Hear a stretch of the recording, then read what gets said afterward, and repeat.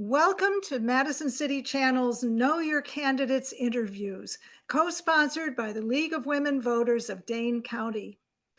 I'm your interviewer, Andrea Kaminsky, and I would like to introduce Tag Evers, who is running for Alder in District 13.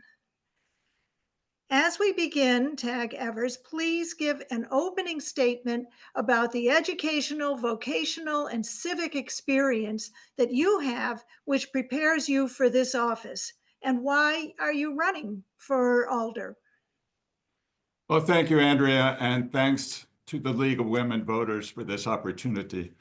Rather than going into my educational and vocational background, if you don't mind, I'd like to address my reasons for running for re-election since I've served on the Madison Common Council now for 6 years.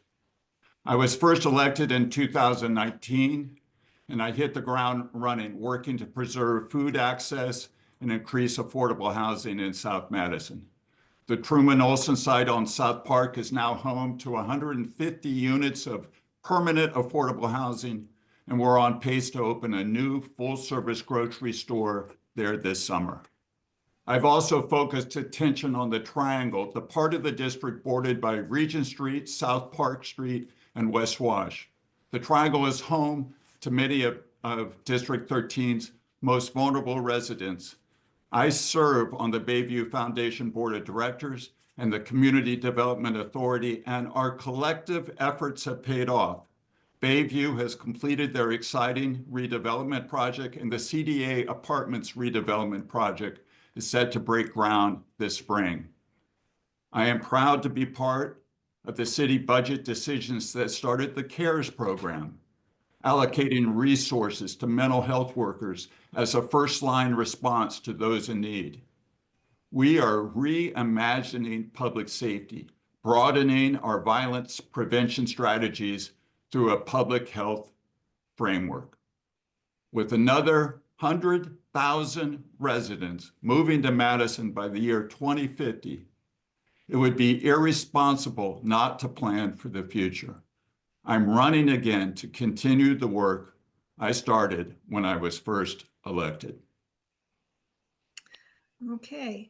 How would you evaluate the city's current efforts to address homelessness and increase the amount of affordable housing?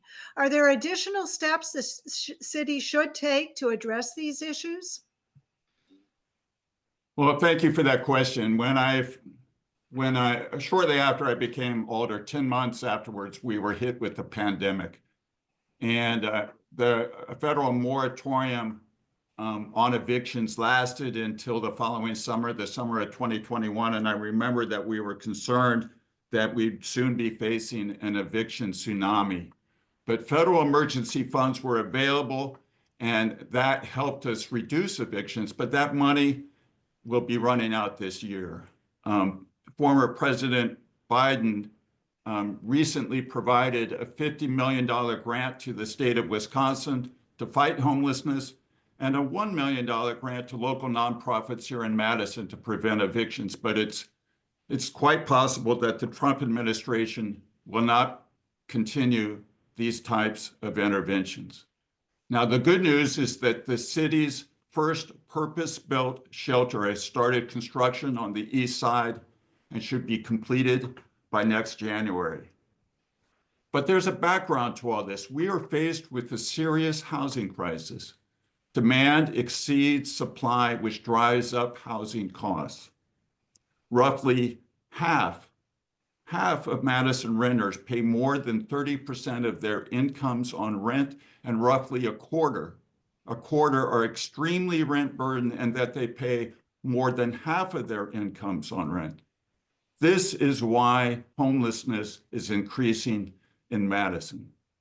The long-term solution is we need more housing at all price levels to bring down the cost of housing, and we need more affordable housing options for our low-income residents. Okay, thank you. What actions or programs would you support to enhance public safety in Madison? And in particular, what is your position on the use of body cameras by the Madison police officers, given the recent demonstration project? That too is a good question. Back to the issue of how we're approaching public safety. We, as I mentioned, have embraced a public health approach with the understanding that law enforcement is not the sole solution to our goals of reducing crime and preventing violence. And circling back to my remarks about our housing crisis, it's evident that housing instability in itself is a major factor, a contributing factor, because children in these families that have to move frequently or double up, they often struggle in school, and it's often these kids that later find themselves in trouble with the law. Now, when I was first elected back in 2019, my colleagues and I started asking what it is that the police are doing that we no longer want or need them to do. And in 2021, we started the CARES program, as I mentioned, which again is a mental health crisis response situated in the fire department that has expanded to 3 teams serving the entire city. Now, it's programs like CARES that free up MPD to focus on what they do best, and we have seen positive results in crime reduction. Now, regarding body-worn cameras specifically, I'm open to seeing how we can adopt them citywide. Now, purchasing the cameras themselves is not the big issue. While expensive, I'm sure we can get grants and make that purchase, but it's the time to respond to the many open records requests that will follow and all the redacting that will have to be done. And we have ongoing budget challenges, which I imagine we'll get to as well in this interview, which makes it difficult to hire new permanent staff.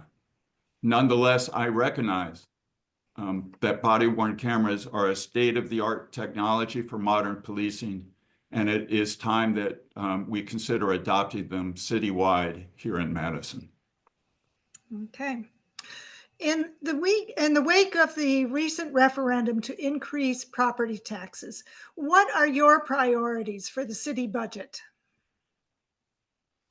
Well, thank you for that question. I was a strong supporter of the referendum, and while I'm grateful it passed citywide by a healthy margin and that it passed convincingly in District 13 by a 2-to-1 margin, you're right. The underlying structural deficit remains due to the fact that the levy limit and shared revenue formulas, as they stand, don't adequately account for inflation and the needs of our growing population. We will need to continue doing what we've been doing for the last 10 years, and that's seeking efficiencies wherever we can find them. We've consistently been doing more with less, leaving positions vacant, placing greater burdens, frankly, on our workforce. Now, before that referendum that went to the voters in November, each department was asked to come up with recommendations of ways that we could make cuts to achieve a 5% reduction in our operating budget. And though that referendum passed, we will continue as a council and with the mayor's office to explore ways to increase efficiencies as we look to maintain the quality of services our residents expect and deserve. I'm grateful that the city is contracted with a lobbying firm that will be making our case to the state legislature to address the fundamentals behind the structural deficit. In the meantime, I will continue to push for more affordable housing and to keep treasured amenities like Goodman Pool and the Monroe Street Library open and available to the public. So the goal here is to increase efficiencies and maintain the quality of services our residents expect and deserve, and simultaneously looking to help from the state through lobbying efforts to address the root causes and the reasons why we have this structural deficit. Okay. How should Madison balance the need for development with other concerns such as traffic, historic preservation, and conservation of natural areas? Thank you, Andrea, for this question. It's a big issue in District 13. Some residents are concerned that we're moving too quickly in addressing our housing crisis. But let's face it, our housing crisis is a crisis of affordability. is one in which our teachers, our nurses, our cops and firefighters, and our young people can no longer afford to live here.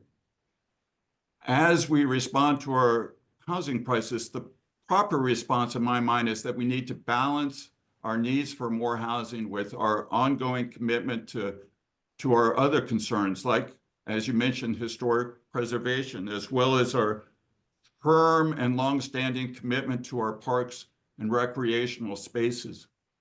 For example, I recently played a leadership role in finding a long-term solution for our indoor ice rinks. Some were calling for these ice rinks to be torn down and replaced with housing, but I'm pleased that council said no, and we negotiated a long-term solution. I've worked with District 13 residents to provide input on the Vilas Park Master Plan and to protect and enhance Lake Wingra. And the Madison Lakeway project is currently underway to reimagine the Lake Monona waterfront along John Nolan, part of which is in District 13. It must be said that our lakes and green spaces clearly define who we are as a city. And yes, it's true the city skyline is changing. Madison is not the same city it was 50 years ago, and it's not the same city it will be 50 years from now. But I remain confident that we will continue to uphold our strong commitments to historic preservation and to our natural areas as we pursue solutions to resolving our housing crisis. Okay. What are the most critical issues that you see facing the people in your own district, and what would you propose to address these? That's another good question. Of course, as I mentioned, that one of the most important issues I've been working on is elevating the needs of the Triangle residents. The Bayview project is now complete with a state-of-the-art community center that everyone should visit, and will be breaking ground soon on the 10-year multi-phase project for the CDA apartments. But for several years now, I've been playing a leading role in reviving the Regent Street Redevelopment Group, a committee of about 40 stakeholders who are exploring and asking ourselves how best to redevelop Regent Street so that it reaches its full potential. Of course, we need more housing, and I'm excited that Neighborhood House has plans to build a new community center with several stories of affordable housing on top. And I'm thrilled about the news that the Labor Temple on the southern edge of District 13 is looking to team up with a developer for an exciting new project that will bring new housing. But as important as it is to build more housing to bring down housing costs, residents in District 13 remain concerned about traffic safety. Too many cars are speeding through our neighborhoods. Folks, slow down. Stop going through stop signs and red lights. People need to slow down. I support reduced speed limits in our neighborhoods and will continue to work with traffic engineering and MPD to increase traffic safety in District 13. All right. Well, what would you like to say to the viewing audience as we complete this interview? Well, thank you for this opportunity to talk to you all. Thank you to the League of Women Voters. Thank you to those who are watching. Madison has a very low vacancy rate, which drives up the cost of housing for all of us.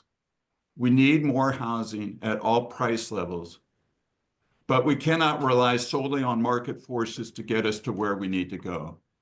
It's expected that 100,000 more folks will move here by the year 2050, and we cannot build a moat around the city and tell people not to come. Our city is changing, and it's imperative that we proactively and effectively plan for the future.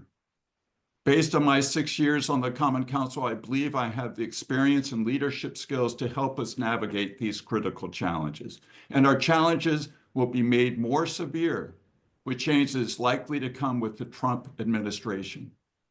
During these dark times that I anticipate we'll be experiencing over the next 4 years, State and local government will play an important role. And that is why the most important election this spring is not my own, but rather the state Supreme Court race. And I ask all of you watching this to vote for Susan Crawford. Meanwhile, the work of being your alder continues. There are multiple issues in play at any one time. Your voices are important, and we may not always agree, but I promise you I will always listen. I am deeply honored to serve as your alder, and I ask for your vote so that we may continue this vital work for another term. Thank you. Wow. And I want to thank Taggy Evers for speaking with us and thank the viewing audience for taking the time to know your candidates. I want to remind everyone that the general election is Tuesday, April 1st. Every election is important. Please vote. On behalf of Madison City Channel and the League of Women Voters of Dane County, I thank you for joining us.